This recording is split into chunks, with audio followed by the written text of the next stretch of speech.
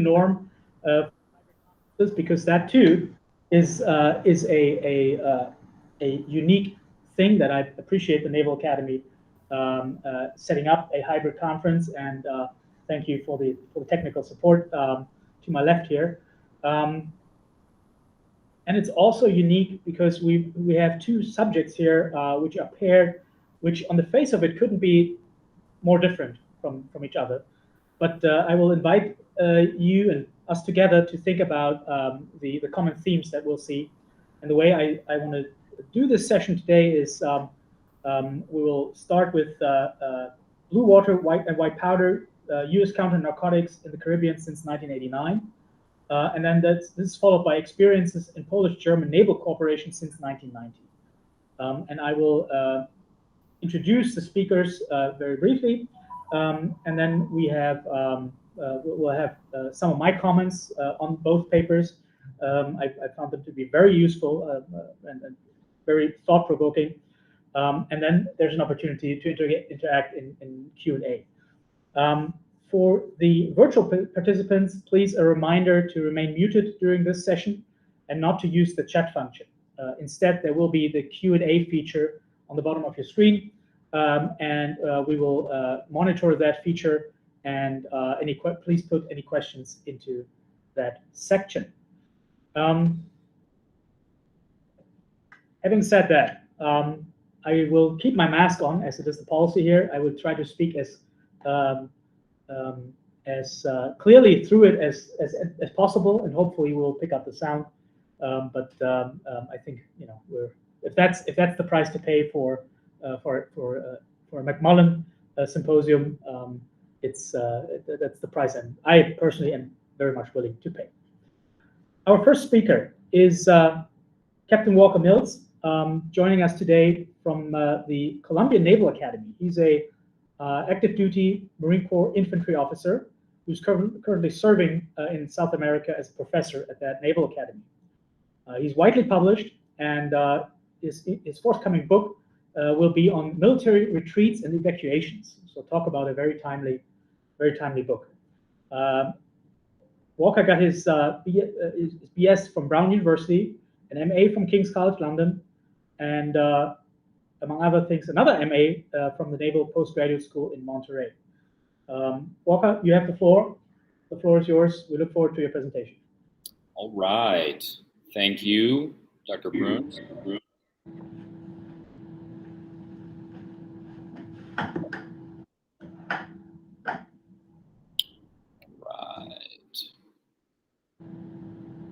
All right. So I just want to check that we can all see that, right? Yeah, we can see that. All right. So yeah, before I start, I just want to say I'm happy to be here virtually from Columbia. Thank you for attending in person or online. I'll note this is the first time I've ever presented something in a space like this. So feel free to harangue me later when we have the Q&A if I'm doing it wrong. And I also want to say, if there's I can't see, but if we've got any midshipmen or ensigns in the room, this research is part of a chapter for a thesis at the Naval Postgraduate School. So this could be you in a couple of years coming back if you're so lucky to come back to the Macmillan Symposium and present some of your own work.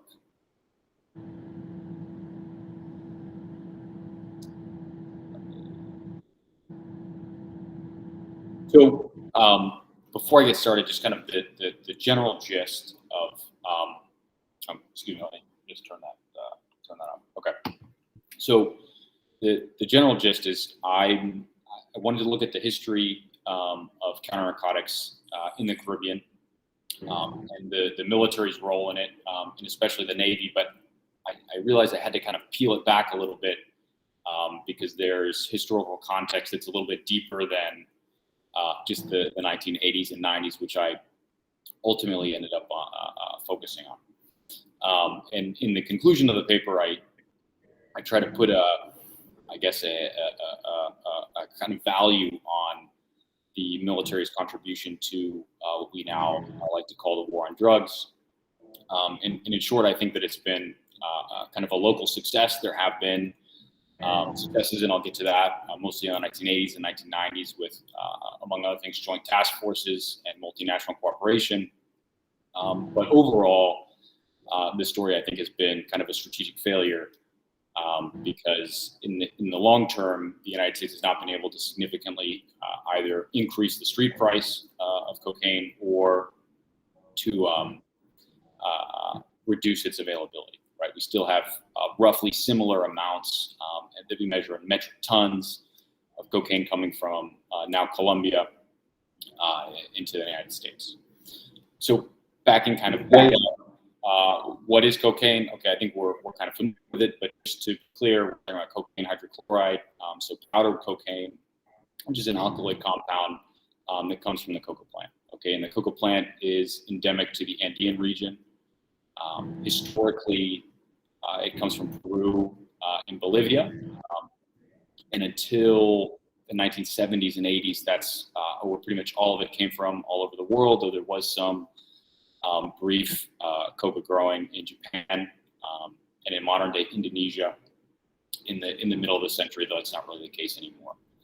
And now between 90 and 95% of it comes from Colombia, and there's really no other countries on the list outside of the region that are producing any amount of cocaine.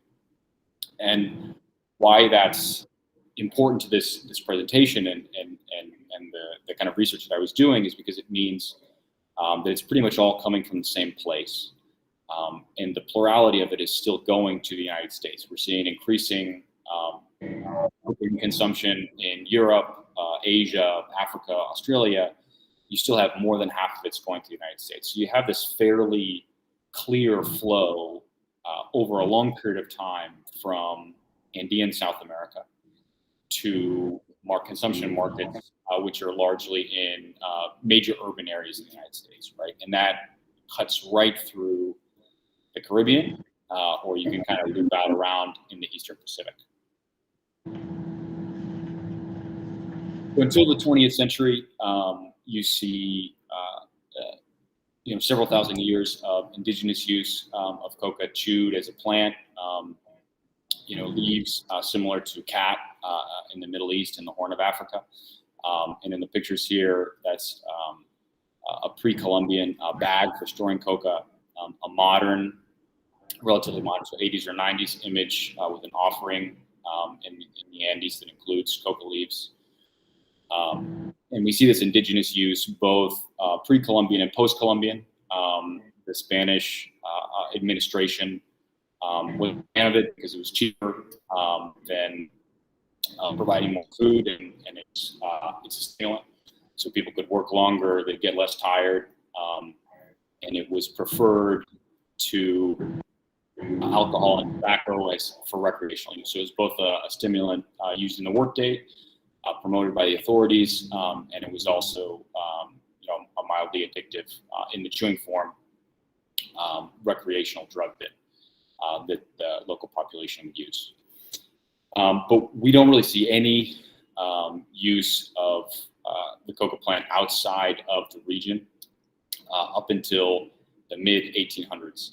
And then in 1860, pharmacists in Germany, so that's why it's spelled cocaine with the German spelling, were able to refine it into the white powdered cocaine that we understand today. From there, it got put into all sorts of say pseudo medicines and kind of recreational products. They put it into everything from elixirs and ointments for sore throats, the common cold, earaches, advertised as kind of a daily supplement, a hangover cure, a pick-me-up, kinds of snake oil type medicines. And then this continues into the 20th century. Most famously, that y'all probably heard it, it was introduced into early versions of the beverage Coca-Cola, right? So widely available, but not necessarily widely consumed. Then in the first half of the 20th century, you see use begin to pick up in the United States, but still kind of limited to minor recreational use. People are using it maybe in the way that someone would take a Tylenol or an aspirin today. So not this kind of heavy recreational use that we associate with drug abuse now.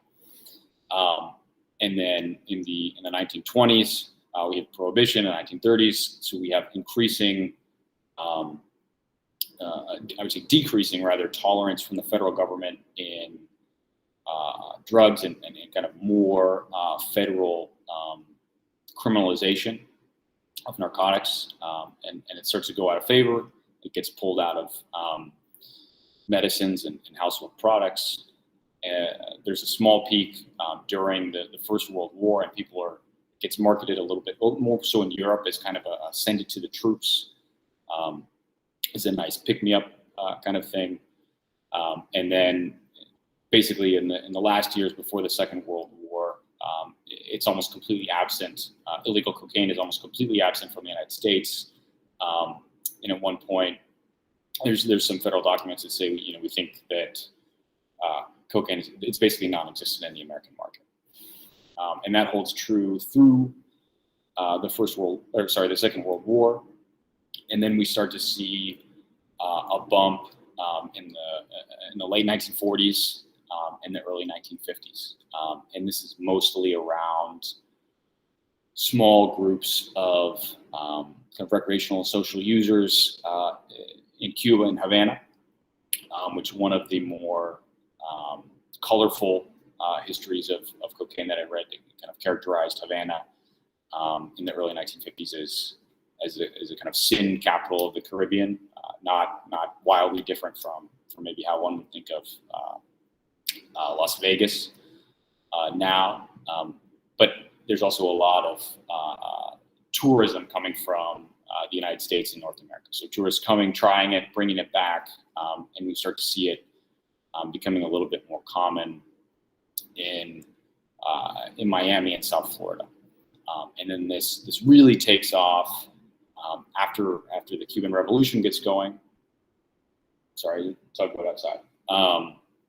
And both Cuban immigrants are leaving, and they're kind of taking their connection to narcotics with them, or their habits.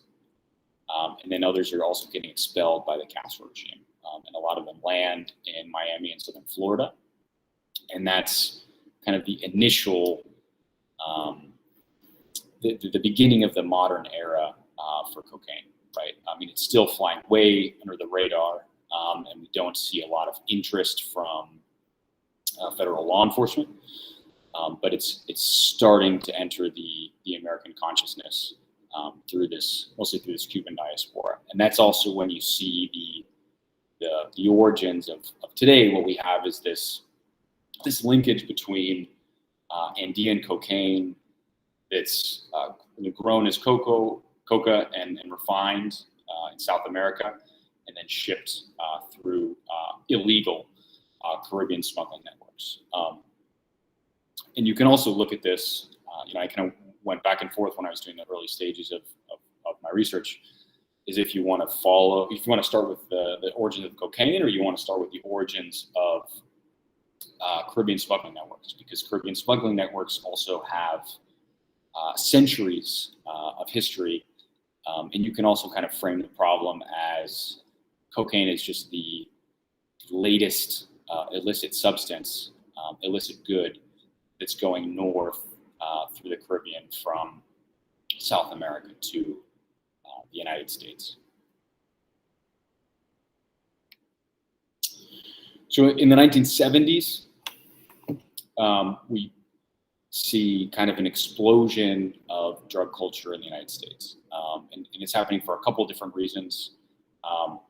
You can see here, I've got my platoon picture of Charlie Sheen to kind of represent, we have a lot of, hundreds of thousands of U.S. service members going overseas to Southeast Asia. It'd be too easy to just say Vietnam, because they're also in places like Thailand, where they're going for leave periods and they're getting exposed to illegal drugs. And to be clear, this is not cocaine. They're getting exposed to mostly heroin and marijuana. So cocaine isn't really part of this. Cocaine is still this kind of niche market in Miami, South Florida, or among Cuban emigres. And then at the same time as we're having this kind of drug culture explosion because of American servicemen returning, we have different attitudes to drugs. They have drug habits themselves. The U.S. involvement in Southeast Asia has this big logistics chain that links Southeast Asia to the United States in a way that makes it easier for products to flow one way and money to flow another way. And then at the same time, you have this kind of counterculture revolution going on in the United States, which is mostly associated with marijuana. Things like Woodstock are happening, and kind of national attitudes are changing, and drug culture is starting to enter the kind of imagination of the United States in a much bigger way than it ever had to this point. And I should note that marijuana use and heroin use are not novel in the United States at this period, but it's the scale is in the visibility is going way up. And so this kind of sets the stage for the war on drugs, right? Is this sense among a certain piece of the United States, and certainly the federal government, that this is a problem and it's getting out of control. And there's going to have to be a strong, really kind of firm response. So in the 1970s, we get Nixon, who's really kind of, I would say, the father of the war on drugs. So in 1971, he gives his famous speech where he declares that drug abuse is public enemy number one. And I would kind of put my finger and say this is really the start of the war on drugs. And he's very clear, and his administration is clear, that they're going to start bringing the weight of the federal government down on counter narcotics. And up to this point, I would say it has been as much a local, municipal, and state level issue as a federal issue. But it's in the 1970s that it really shifts to be kind of a federal priority, a domestic priority. And there's also some good scholarship out there. And again, because this was kind of a little bit outside of the core of what I was looking at. But there's a lot of, I think, now good scholarship on this that looks at it as, that Nixon was also, was kind of using his, the war on drugs as also a way to talk out of the other side of his mouth about minorities. So it was in some way kind of a political play. But this is when the federal government starts getting really involved. And we're also seeing cocaine in this period really take off. And by the end of the period, by the end of the 1970s, it has surpassed the levels of use of heroin and kind of taken the prime real estate in the mind of the American people. And it's also a little bit different because cocaine is kind of associated, at least in this period, with affluent use. So it's more people that have extra money to spend. It's the more glitzy crowd, whereas heroin and marijuana are associated with kind of like less affluent and less connected groups of people. So the 1980s and the militarization of the war on drugs is really where I did kind of the most of my research. And I was particularly interested in how the military gets involved in the war on drugs. Because in the 1970s, you have almost no military involvement. And then by the end of the 1980s, the military has contributions to drug enforcement as part of its statutory responsibilities. So how does this happen, right? And I think to understand how it happens, you have to, as we've been doing, kind of look at the long tail and increasing efforts but efforts that are ultimately unsuccessful in stemming the drug problem. So during the 1980s, you have rising public support for both the war on drugs generally and interest in using the military as kind of taking it to another level. And leading up to this in the 70s and early 80s, you have, a lot of kind of militarized rhetoric. And I think there's some strong arguments that using rhetoric, that the rhetoric starts to come and then the actions follow, right? So if you say we're going to launch a war on drugs, then eventually the military is going to end up in it, even though when the term was first used, the military was not involved in the war on drugs.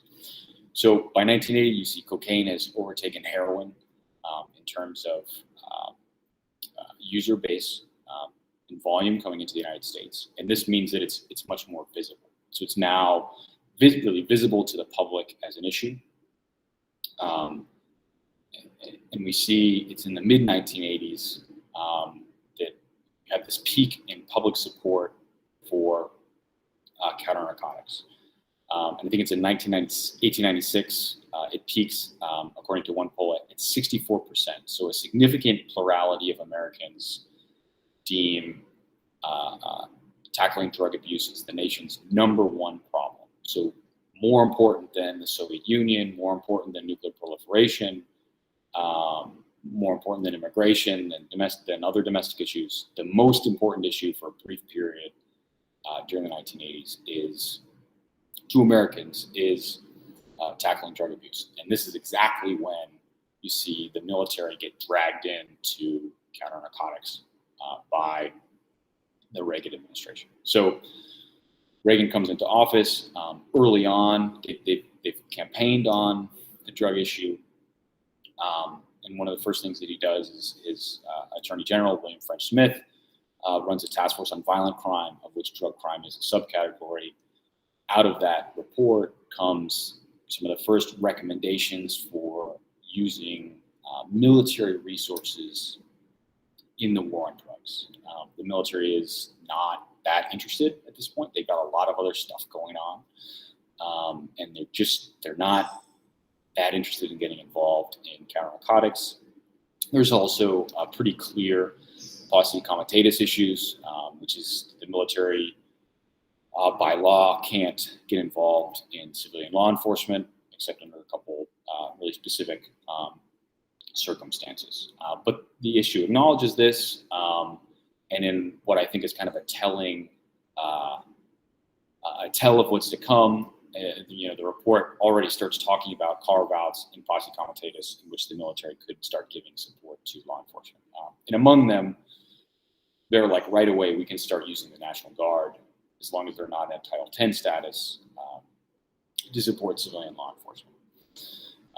Then later in the same year, Congress passes the Military and Civilian Law Enforcement Statute in 1981, and that carves out a couple more pieces of places where the military can support counter-narcotics without running afoul of posse comitatus. Later in the same year, Reagan's Executive Order 12-333 drafts the U.S. intelligence community, into the war on drugs, right? So it's not just the military, but the CIA is also getting pulled in, right? And we've got that ultimately doesn't go well. We've got our picture of Ollie North up there, but that doesn't really break until in the 1990s. And then it just kind of starts to build, and the military is, across the board not interested in the counter-narcotics mission, but they are ultimately going to do what they have to do. But they're kind of dragging their feet. They're testifying. Service leaders are testifying to Congress that this is not really what they should be doing. But as I said before, this is happening at the same time as there's a clear plurality of American support for expanding and focusing on the war on drugs in a way that I think, we probably have not seen apart from the reaction to terrorism in the wake of 9/11. So it's kind of a near hysteria, at least in the political space, about drugs. And then 1986, we have National Security Directive 221. And that, I think, is a pretty key turning point because that's the first time that the president and the National Security Council come down and say, look, drugs are a national security issue. And that's the decision directive is, that's the effect of it, is drugs are now a national security issue, full stop. It's not just something that we're interested in. It's not just a domestic issue. It is a national security issue. And that then opens the way for national security strategies in 1986 and 1987 to continue talking about drugs and the drug threat to the United States, and also tying drugs to communism, tying drugs to other threats that the nation is perceived to be facing in communist guerrillas and leftist guerrillas in Latin America and Central America. And that certainly was the case, but again, as we ultimately know from the Iran-Contra affair, it wasn't so cut and dry. And America's partners in the region were also largely tied up in counter-narcotics. That was simply just another way to increase the military's role in counter-narcotics.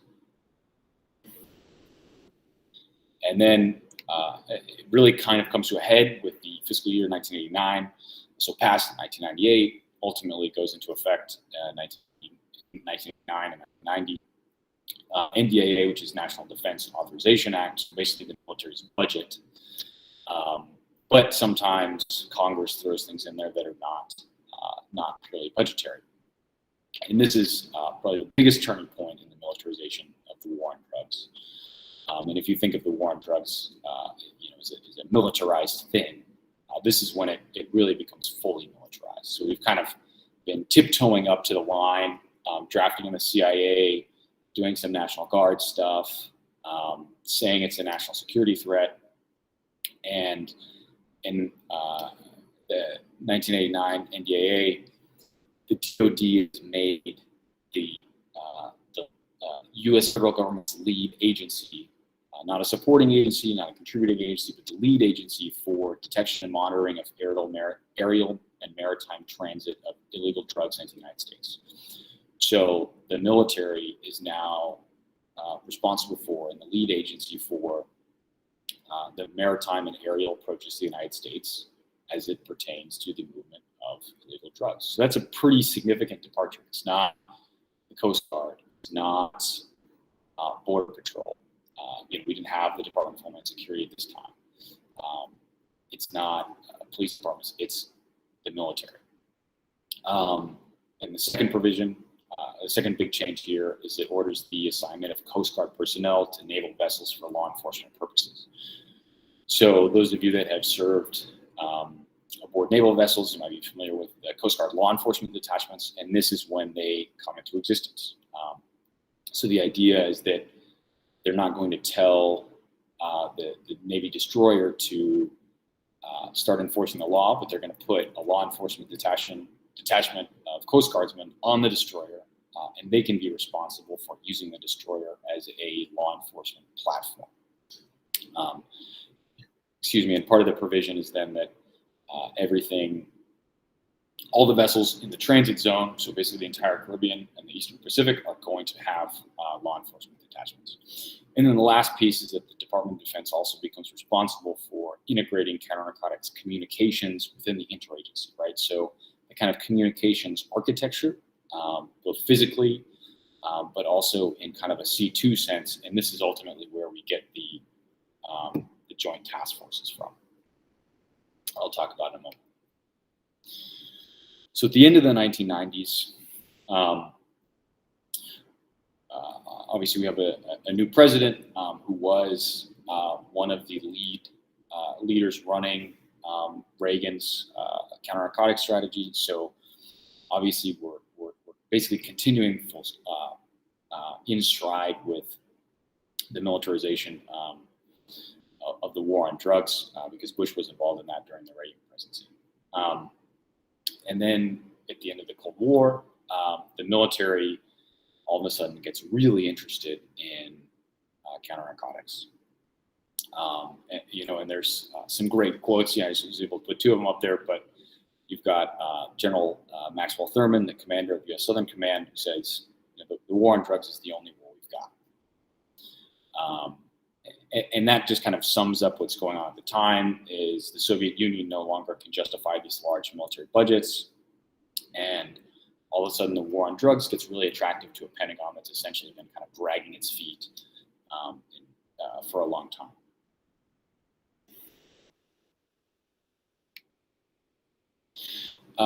And so then in the early 1990s, we get the stand-up of joint task forces 4, 5, and 6. I focused on Joint Task Force 4, which eventually becomes Joint Interagency Task Force South, which still exists today. And they're responsible for area interdiction and multinational and interagency cooperation in Southern Florida, based in Key West. And during this period, the militarized approach and joint task forces, they're fairly successful. And they basically totally close off air routes coming directly into the United States, and almost also totally close off maritime routes coming into Southern Florida. Okay, so in that sense, there's local successes going on in the mid 90s. But ultimately, it's not successful. And so we talk about this for two different reasons. So the balloon effect is when we have higher enforcement in one area. So in this case, you have the Joint Task Force 4 in Southern Florida, and they've basically sealed off Southern Florida to air and maritime routes. And then it's also at the same time that we start seeing a lot more of overland traffic from Mexico into the United States over the southern border. So we don't see a reduction in overall traffic, but merely a shift. And so the enforcement is only successful to the point where it shifts trafficking patterns elsewhere. And then at the same time, we have the cockroach effect. So in 1993, Pablo Escobar is killed by Colombian authorities with significant U.S. help.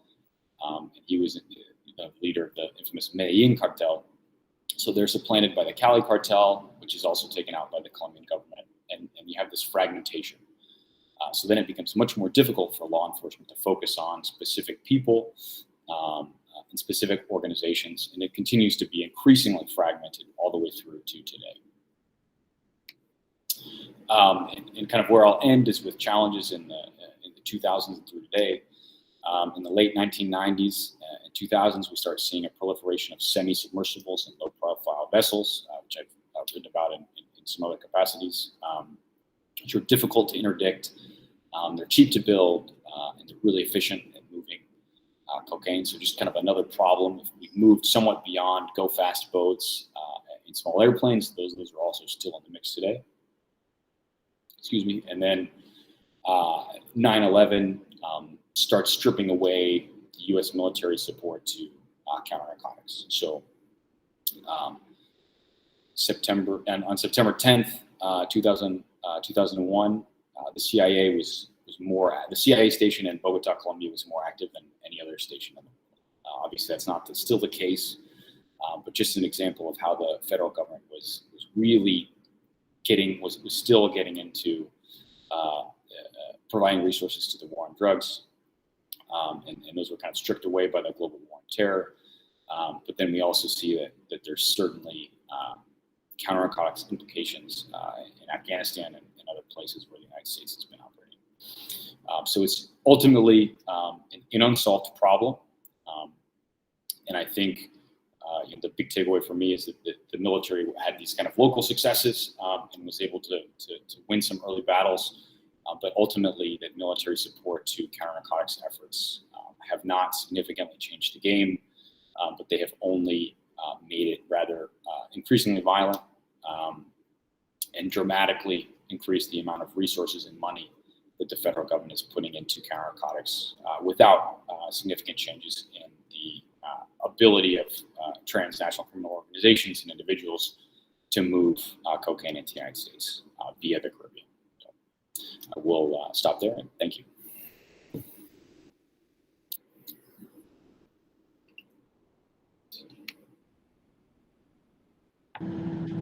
Thank you very much, Walker, for your presentation and for your talk. I should say, because this panel has only two papers that were presented, we agreed beforehand that we could go slightly over the 20-minute mark, which is the standard for these kind of conferences. And before we get to my comments, more substantial comments and the Q&A, it's now time for the second presenter, Jan Asmussen. Jan and I go back just under 10 years, and while we fundamentally disagree which is the best soccer team in Germany, he's been a supporter of my work. He was a member of my dissertation committee, and he's a professor at the University of Kiel. It's good to see him. I hope his internet connection is still working out. Before his current position, he spent 2 years as a professor at the Polish Naval Academy in Gdynia on the Baltic Sea. He's a specialist on many things, including Cyprus, conflict analysis, state building, maritime security, migration, hybrid warfare, and many, many other things. Jan got his master's from the University of Kiel, and he also spent some time studying in Copenhagen, Denmark, and his PhD is from the University of Hamburg, also in northern Germany.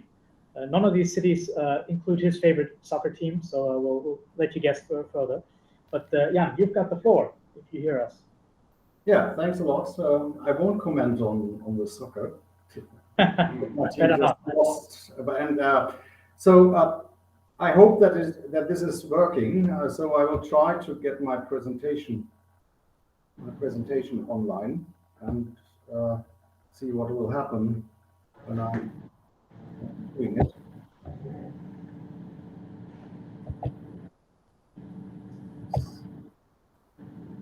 Not to work yet. Give me a second. That looks better. I hope you can see it. We can see it now, yeah? Okay. So this research is on the experiences of Germans and Polish people after the Second World. Sorry, is there any problem? We hear you loud and clear. Okay, good. So this is on experience of Polish-German naval cooperation since 1990. This was a research I, of course, conducted while I was in Poland. And my research questions were basically, how do Polish and German officers evaluate the experience of cooperation with their partners? And what kind of communication problems they had in the beginning, but of course, as well, what kind of mental problems were there, given the fact that they were former foes. So I tried to answer all of these questions, and my hope was to find some technical procedural analysis, as well as a deeper insight into the mechanisms of cooperation between different military forces. I hope as well that this research will then serve as a model for other cases of military administrative cooperation, cases where former officers are going towards cooperation. And I would, of course, like to analyze as well the German-Polish reconciliation process in the years after 1990.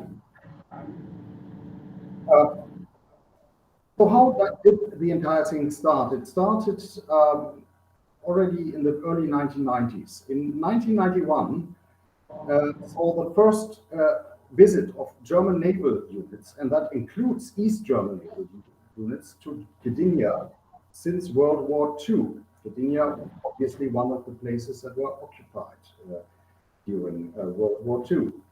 And that was quickly followed by Vice Admiral Hans-Joachim Mann, chief of the German fleet, to Warsaw, Gdynia, in 1991, where some agreements were made on safety during exercise, exchange of information, exercise areas, emergency landing, and anchoring. So that was far from being clearly established. But then we had substantive steps towards cooperation. That was I have listed them here. I don't have to read them all out, but What is very important is 1994, the Partnership for Peace program, the trilateral agreement on German-Polish-Danish cooperation. I will say more of that in a minute. Jan, can I just interject? We still see your main page, the title page. If you want to show us the slides, there you go. Thank you. Okay, it doesn't. Obviously, techniques are not working well for me today, so I'm very sorry. And I hear my voice at the moment double. That's another problem. But I hope that I can somehow overcome this problem. So we have this kind of different agreements that all led finally to the 12th of March 1990, where Poland joined NATO.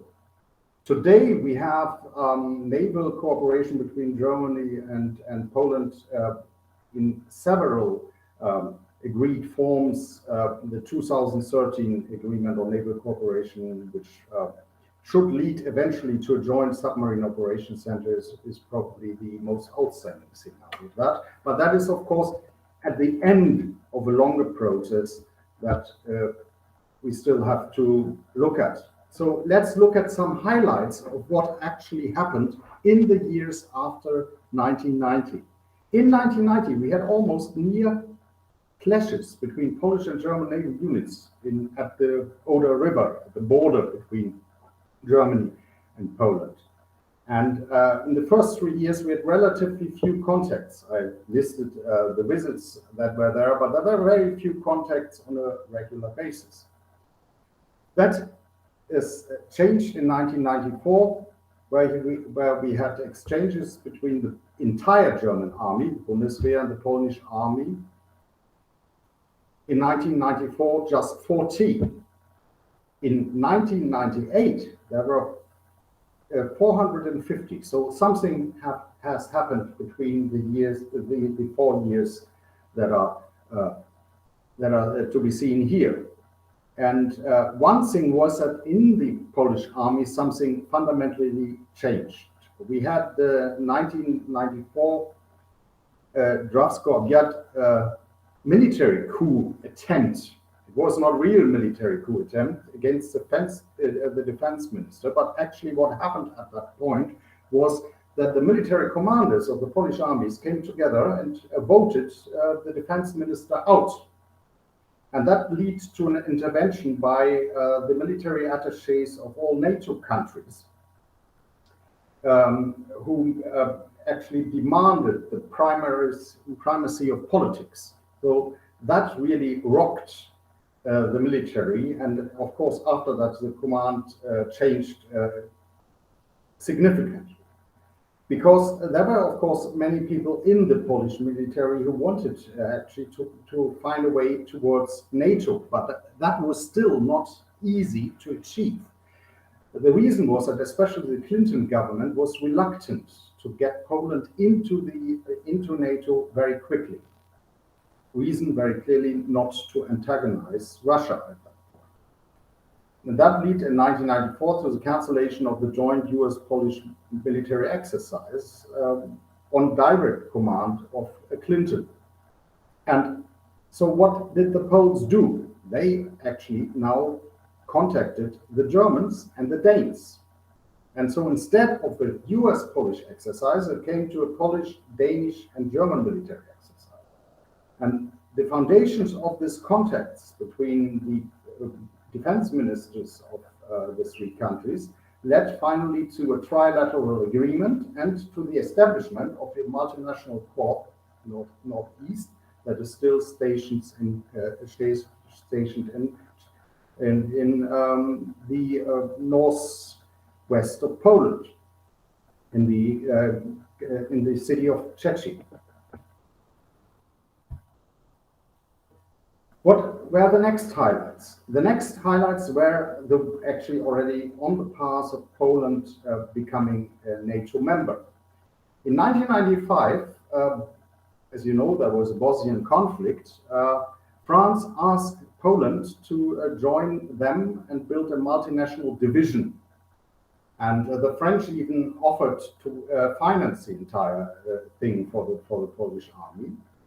And this led now to very interesting diplomatic discussions with the United States. As you know, under Clinton, there was still this reluctance to get Poland directly into NATO. And so in the Senate, the vote was not clear. The vote was not clear who would actually be a member or who would vote for Poland's membership.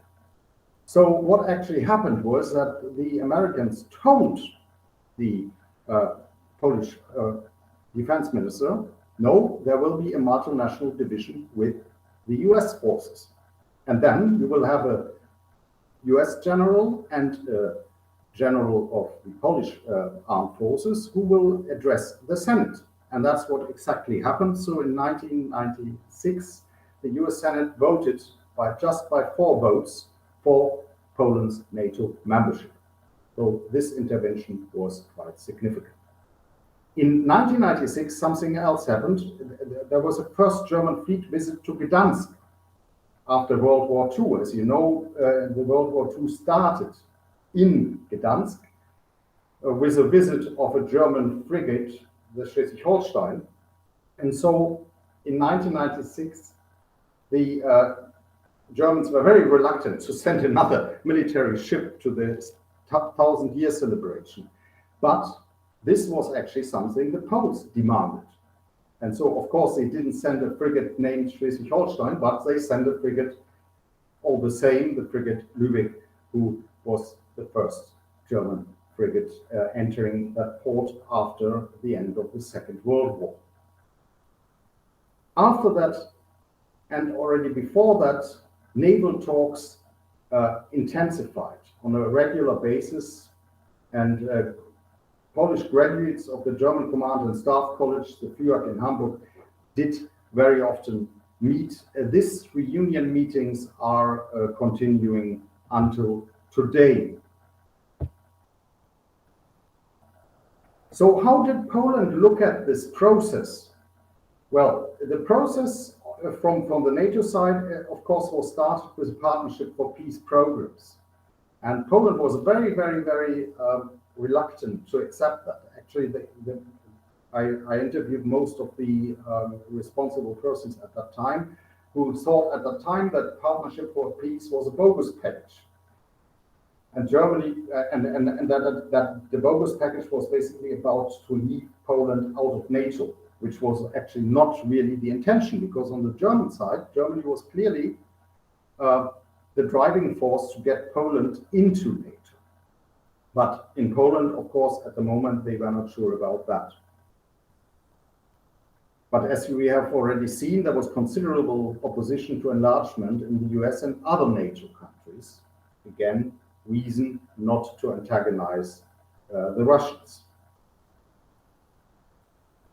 There were as well some reservations within the Polish armed forces, notably within the army, against working together with the Germans, but those were basically overcome by orders. So there was an event, for example, where Polish officers refused to greet the German officers, so they got an order to do so directly from the minister, and things like that happened in the beginning.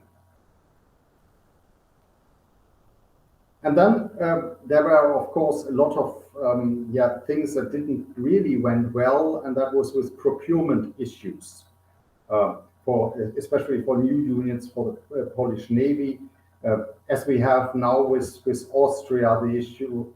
With Australia the issue. Such kind of things happen from the very beginning. Who supports whom and who is in charge of building new units for the Polish Navy.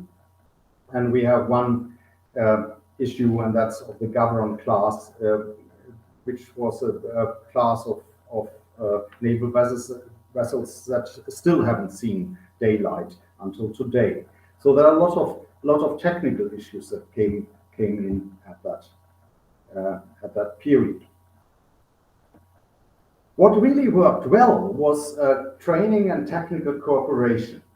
Training of Polish naval officers very early and at a very early stage in the 1990s took place at the German Armed Forces Command College in Hamburg. And there's cooperation between the Polish Naval Academy and the German Naval Officers School in Flensburg-Mürwik.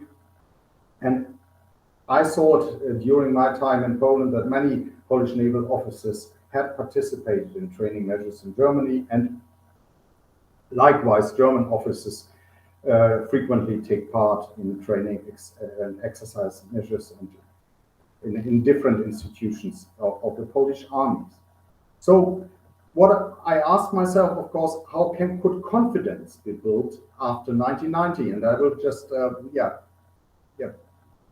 analyze this by giving you two statements. One is by a frigate captain of Poland who was who had a long experience, of course, in the Polish Navy already since the 1970s. And he basically told me that at sea there was no Warsaw Treaty or no NATO, no Swedes, only the sailors who sailed along with our sailors in distress. There is no other enemy 2,000 meters alongside, and they will either observe or provide assistance. There are no borders as with land forces and spotting the enemy. Up close was nothing extraordinary. Some of my colleagues paid heavily for this because they exchanged gifts with the enemy at Christmas. They were punished for relations with the enemy. You don't understand that your desk, that the relation at sea are different from your desk or a piece of paper. And things like that happened very frequently. And this is underlined by an interview I had with a German vice admiral who basically, in this, I don't read it out, gives us a story of how alcohol was exchanged between the vessels of Poland and the German Bundesmarine in this event especially happened in the 1980s.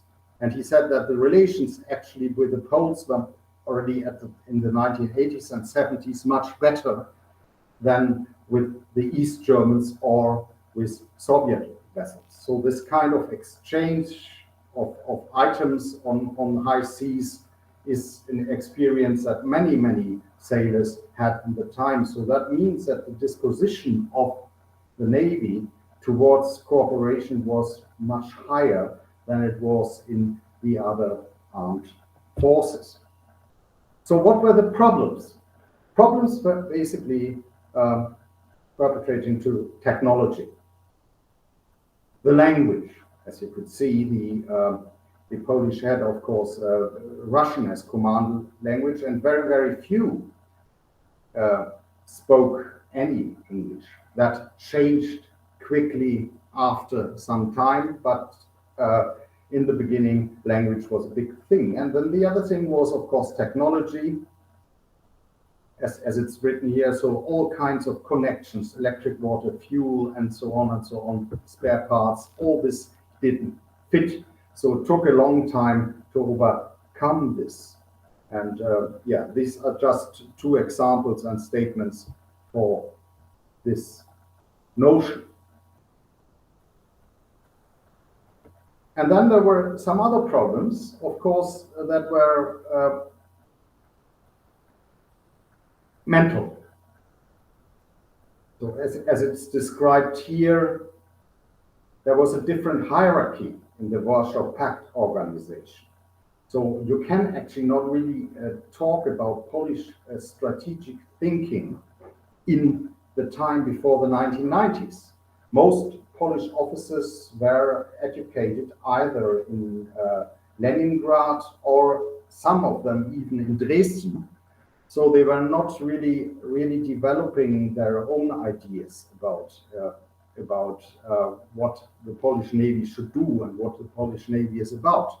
And in this first example, you see that they were still thinking about amphibious operations. And of course, you don't really think about whom you would like actually to attack with amphibious toys when you are in Poland and you find suddenly out that in the entire Baltic Sea there is nobody who can be called your adversary. So building up amphibious forces at that time was not a good idea, but it was still the way of thinking that was implanted into the Polish naval force.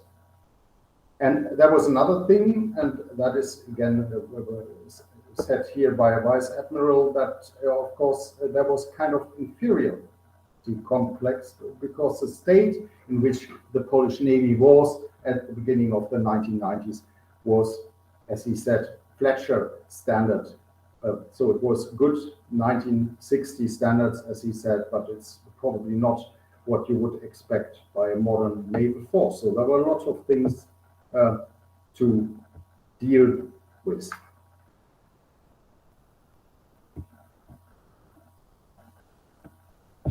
Let me see where I am. A little bit used by my own slides. So then these were the problems. So the answer to the question, why did it work? So what was the main reason that despite all the problems, it worked quite nicely? And here I would like to point out a statement by Andrzej Kokoszka, who was a former state secretary of the Polish defense minister and chief negotiator for NATO membership. And he said the aspect, which is not scientific, perhaps it could be, right time, right place, right people.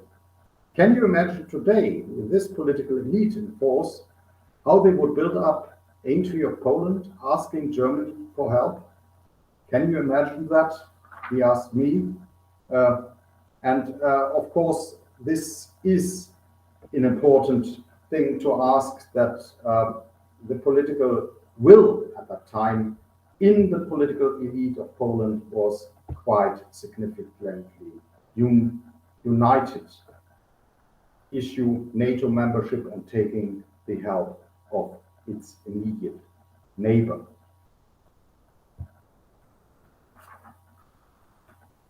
Now let me come to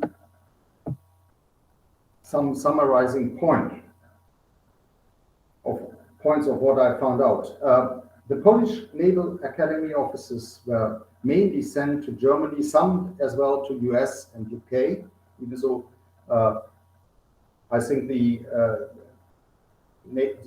military academies in the US and the UK played a stronger role with the other armed forces than they did with the naval forces. And the returnees from this actually published textbooks on NATO standards and procedures that are still in use in the Polish Naval Academy. Then, of course, we had acquisition of NATO units, older ones, but NATO standards, so they were at least good for training, like the Oliver Hazard ships and the Coben class submarines. So all that helped in a relatively short time to integrate Polish naval forces into NATO. So if I would like to draw some suggestions for future partnership programs, is that it's one thing that came out of all the things was that integration in the standing task forces is a very helpful tool. I already mentioned that the Polish Navy was in the beginning a little bit reluctant to cooperate because of inferior complexes. How can we participate with our old ships and so on and so on? But actually, this early integration, which basically happened through partnership programs that were initiated. I don't know whether I have them here. This is all a little bit messed up. But what I wanted to say is that three German naval flotillas basically partnered with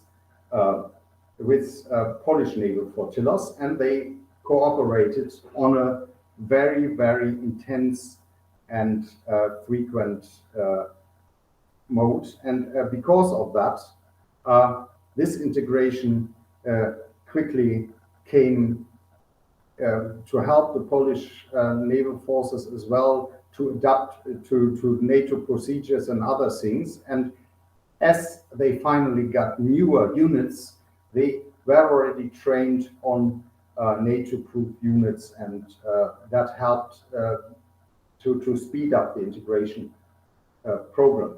As you hear from a frigate captain in Poland, without cooperation, we are nothing. But Polish problem was always that decisions are made single-handed by individuals. Even so, he talks about always talking about the thing that there was always a confusion who would be actually in command. What would it be, the minister in Warsaw? Would it be the naval command in Gdynia? Or would it be some officers coming from Leningrad or other things? That was in the beginning a big problem. And this way of thinking, to overcome this way of thinking, is what he's trying to address here.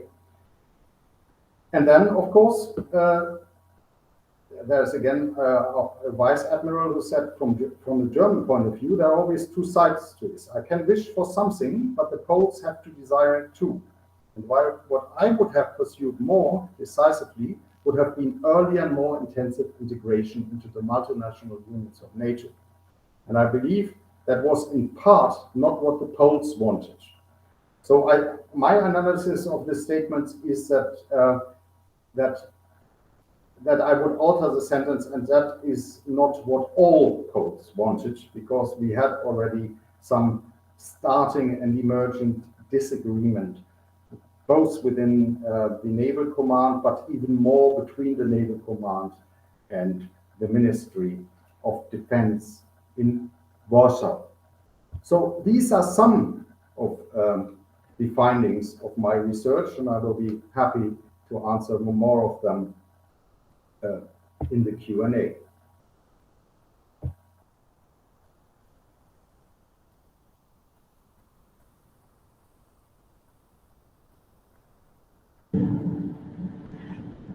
Thank you very much, Jan, for your presentation.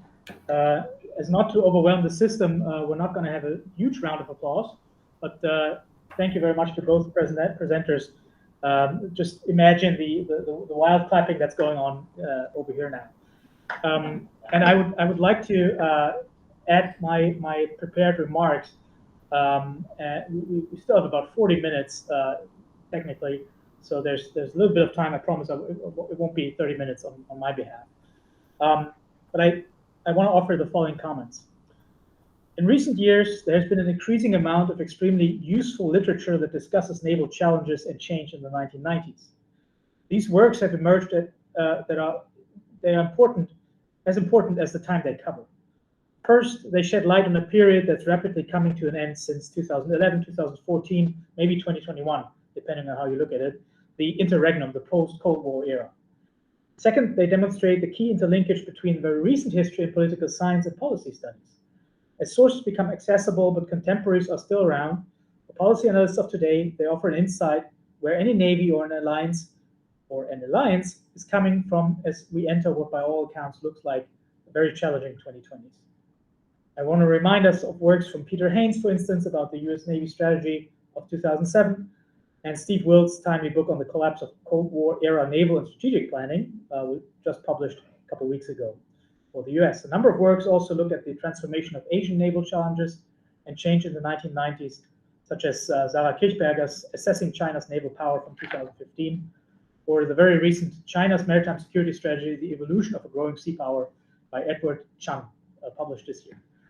In European navies, the point of reference is Jeremy Stö's critically acclaimed The Decline of European Naval Forces, published in 2018, and his forthcoming second monograph on the subject, slated for 2023. Today, we have heard from two eminent scholars who tackle issues that go above and beyond the existing literature for two reasons. First, they identify naval challenges and change in parts of the world other than the ones that just mentioned. Second, their work covers the nitty-gritty of naval cooperation that many strategic analysts fail to grasp or find even too mundane to cover closely. That is, bi- and multilateral cooperation on the one hand, and maritime insecurity, or maritime security operations, and counter-narcotic operations on the other hand. In his presentation, Professor Asmussen describes a research project that he has been conducting since 2016. The project seeks to evaluate cooperation between the Polish and German officers, naval officers that is, and address problems related to language, procedural, and strategic approaches. What were possible avenues for improvements in partnership schemes? And how could confidence be built among the two services that, as late as 1990, were on the opposite sides of the Baltic Sea Iron Curtain? By interviewing naval practitioners from both countries, he derives at some unique insight into the collaboration that evolved after the end of the Cold War. It is especially useful because Jan managed to get individuals on the record who, a few years before the fall of the Berlin Wall, were enemies operating in the Baltic Sea, and thus, or at least on opposing sides, and thus could very well contrast how the world changed for them in just a few years. Jan seeks to identify mechanisms which, when properly applied, could serve as a model for other cases of military administrative cooperation among former adversaries. Obviously, Mark Twain's most famous quote that he may or may never have uttered comes to mind. History does not repeat, but it rhymes. Therefore, one ought to be careful to extrapolate from a single case to arrive at a one-size-fits-all approach to vaguely similar issues in the future. Indeed, do two countries come to mind where, in this case, naval reconciliation might be an issue in this decade? Pakistan and India, maybe, or countries in Southeast Asia. In any case, Jan covers the German, which is essentially the West German, as very few East German naval officers were retained after reunification, and the Polish naval cooperation after the end of the Cold War. To describe Polish-German relations as checkered is probably the understatement of the day, given the two countries' shared history, and how the individuals on either side were educated and trained about the other nation's role in 20th century politics. Jan makes very clear that high-level political interest in reconciliation was a given. I personally would argue that Germany's reunification process and the international coming of age drew an extraordinary amount of resources and attention through the 90s and 2000s, while Poland sought to reap the benefits of democratization that started as early as 1980, only to feel shortchanged by the slow accession to NATO and the EU, which took even more attention away from the technical and human interaction, the nitty-gritty details I mentioned earlier. Yet, and unsurprisingly, it was naval cooperation that paved the way, not just that between armies, air forces, or general staff. Jan demonstrates that navies are uniquely situated for long-term confidence-building measures because of a shared strategic culture. That is, in this case, formed the point of departure for technical, administrative, and operational cooperation. It's almost an early echo of the US 2007's cooperative strategy, US Navy's 2007 cooperative strategy, which one of the key tenets was, you cannot search trust. To build trust between Germans and Poles and to raise cultural awareness required a long-term effort. To understand the level of indoctrination or routines in the Cold War Navy and transform it then into a collaborative spirit is no small feat at all.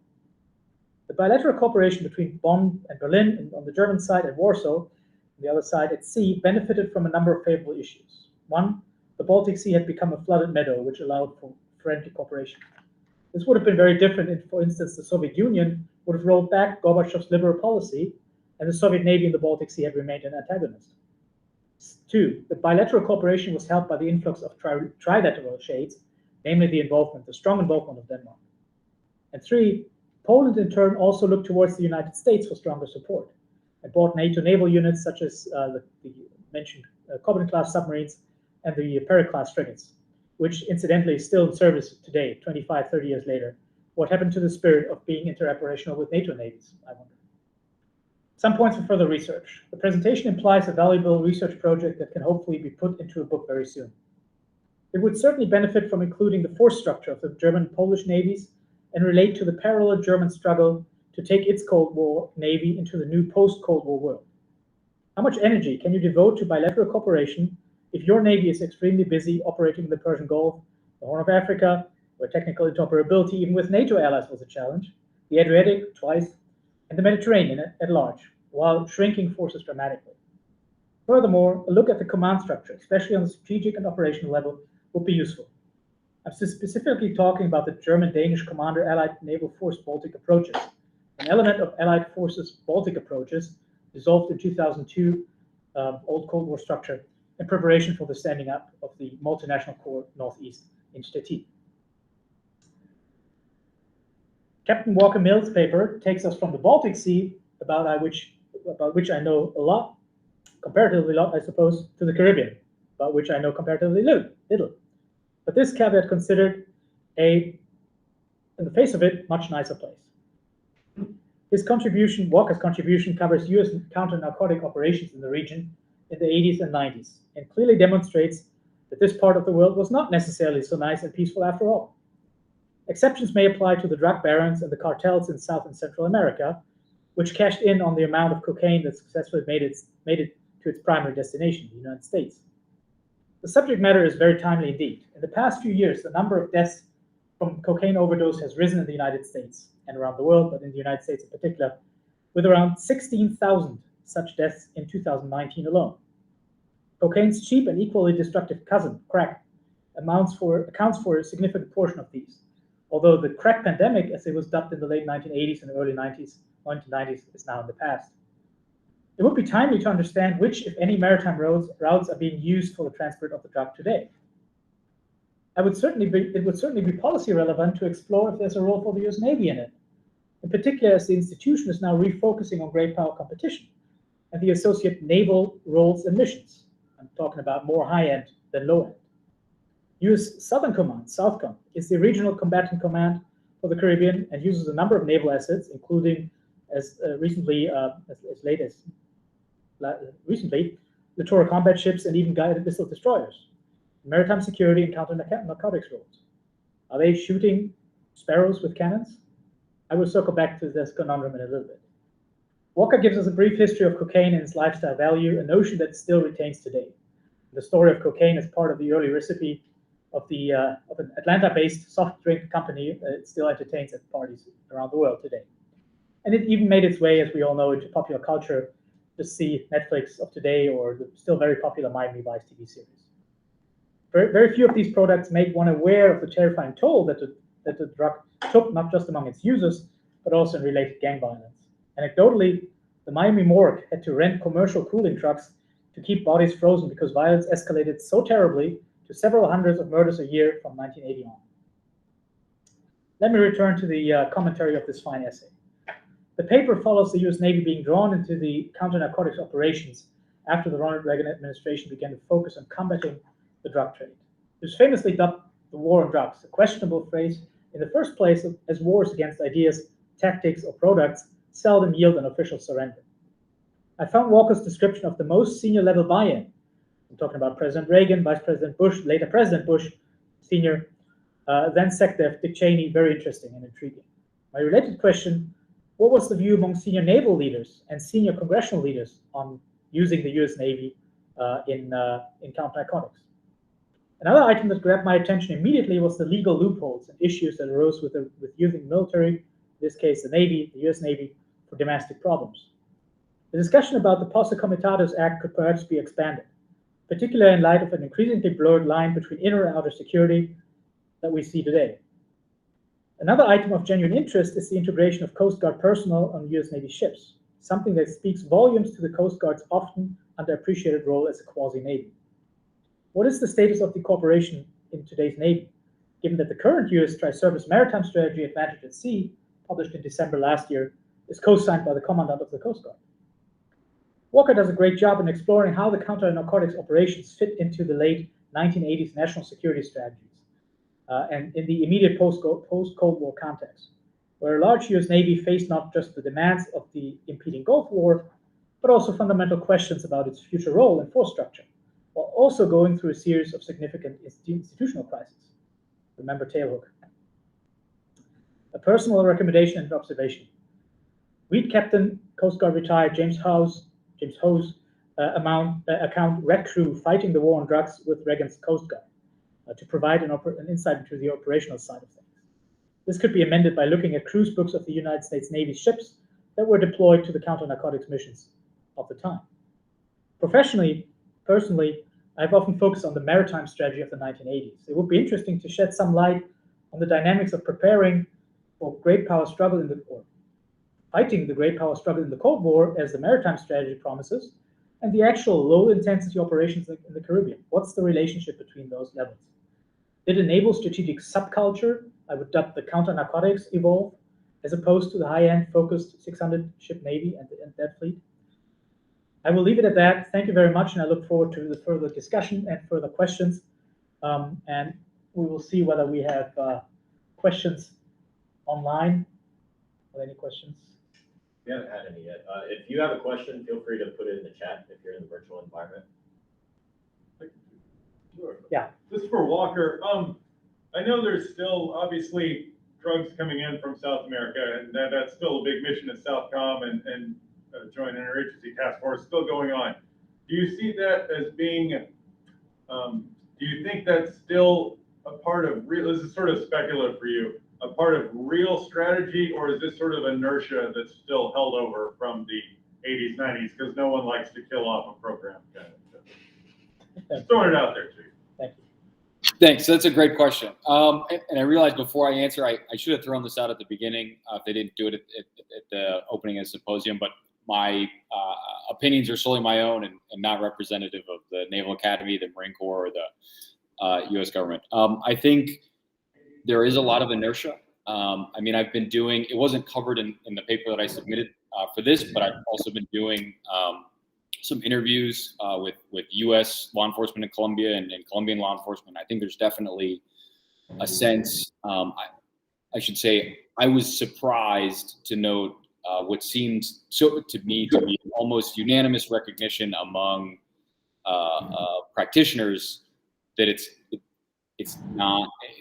inertia, and there's not necessarily a theory of success. I mean, in that way, I think it would be, you could compare it to domestic law enforcement, and that, you know, the local police department doesn't go out to win the war on local crime because there's always going to be some. And so I think in some ways it's, as Dr. Bruns alluded to, kind of a misconception and conceptualizing it as a war as something that could be won by something that could be managed, if that makes sense. Thank you very much so. Okay. Thank you. Let's take that question. Sir, this is also for you. My question is, clearly we put a lot of money and time and effort and resources into fighting the cocaine issue coming from Colombia. What is our path forward? Clearly, I just joined the Navy. I'm eventually probably going to have to deal with some of this kind of stuff. What do you think is the most effective path for the United States Navy? Yeah, so another good question. I think there's a couple of ways that the Navy should go, and obviously this is, you know, speculative. I haven't quite got there in my research for like hard recommendations. But I think one, really close integration with international partners. So like Colombia is really almost like the global standard outside of NATO, and Five Eyes nations for operational integration, and that's because of more than 20 years of investment, mostly Plan Colombia, but saw almost $1 billion a year for a decade flowing into Colombia, and we're still very close with them. Earlier today, I was at the Colombian Naval Academy, and we had a graduation for an international class of young Coast Guard officers from different countries in the region that had come to Colombia, and so I think that's kind of the way forward, right? We're saying, hey, this doesn't have to be counter-narcotics doesn't have to be a bus that Washington is always driving. So how do we start to, I don't want to say hand off, because that makes it sound like, we're going to leave them with the problem. And we, as the United States, as the biggest consumer base, we're always going to be involved here. But I think giving more agency to partners and putting them up in a way that they can support. And then I think kind of operationally from the Navy, it's how do you balance not total disengagement in terms of resourcing Southcom and Joint Interagency Task Force South, but understanding that our priorities probably lie other places, whether it's the Pacific or the Persian Gulf or something like that. So I think greater cooperation, and then probably shifting more to the Coast Guard and kind of law enforcement, and less of the, like Dr. Bruns mentioned, like the kind of guided missile cruiser or destroyer sailing in support of counter-narcotics operations. That's not really the Thank you, sir. It could give the LCS a very new meaning, and it could be a good mission set. I mean, Their LCSs are actually in the Southcom with the Coast Guard law enforcement attachment, but yeah. And that's something to watch. I mean, it should be interesting whether, I know there's a camp that fundamentally opposes LCS for some good reasons and some really bad reasons. But looking at this, at the LCS deployment in Southcom should be interesting and should be useful for research. For those who are looking for research projects, this could be something. There's one question in the chat. I have one. I don't want to forget. I want to ask Jan very briefly. In the course of your research, when you looked at German Navy and Polish Navy, have you come across similar cooperation between the German Coast Guard or the German Bundesgrenzschutz and the Polish one, or is that did nothing like that come across your desk? What German Coast Guard?